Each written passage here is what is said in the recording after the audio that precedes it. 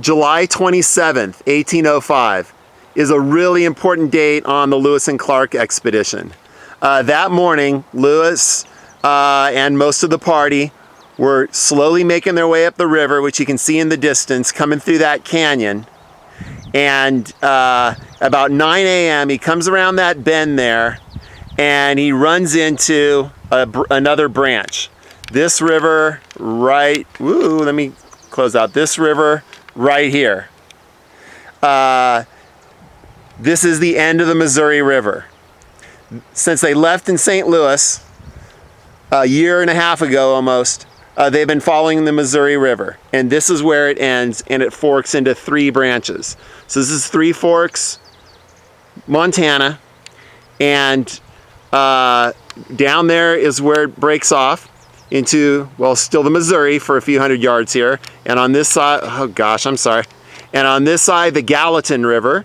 He's going to name this one, Lewis is going to name this one the Gallatin River after Albert Gallatin, who was our Secretary of the Treasury at the time.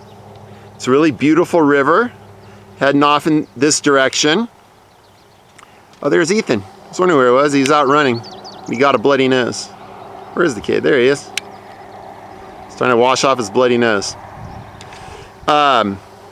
This is the Gallatin River. Lewis immediately climbed this limestone peak right here, which you're not allowed to go onto. It's private property. And to get a view of what he was seeing here, and what he saw in the immediate foreground as the rest of the Missouri came up was where the Missouri breaks into 2 more rivers.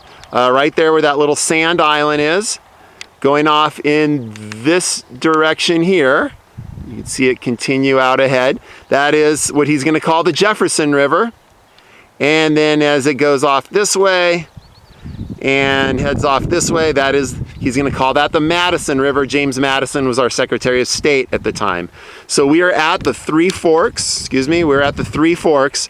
Really beautiful location here.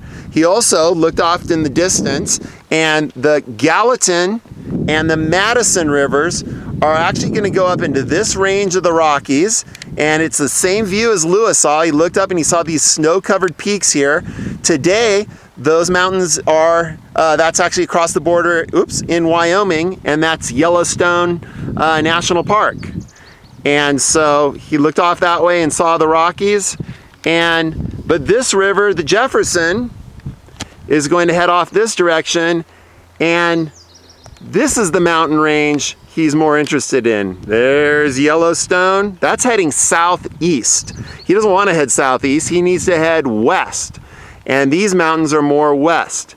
And so it's the Jefferson River that he's going to follow up in order to get across the Rockies in this direction. So he's very excited, of course, to see where these rivers came together. He knew he was getting somewhere. Sacagawea, when she got here, told him that this is where they were camped when she was 11 years old and was kidnapped. This is where the Shoshone were camped when they were raided by the Hidatsa, who took her, killed a lot of people, and took her and others as slaves. And so she had not been back to this point since her childhood. She's now probably 16. She was 11 when that happened. Lewis noted in his journals, he said she said this with no emotion at all. And he said, as long as we give her some jewelry, some little trinkets, I think she could be happy anywhere. It's amazing that Meriwether Lewis could be so callous and not understand why she might hide her feelings. I mean, she's the only woman, she's the only Indian, she's the only teenager on the trip. You know, she's being guarded about her feelings, but certainly she's got to have some emotion about coming back here at the place where she was stolen into slavery and the place where her people were.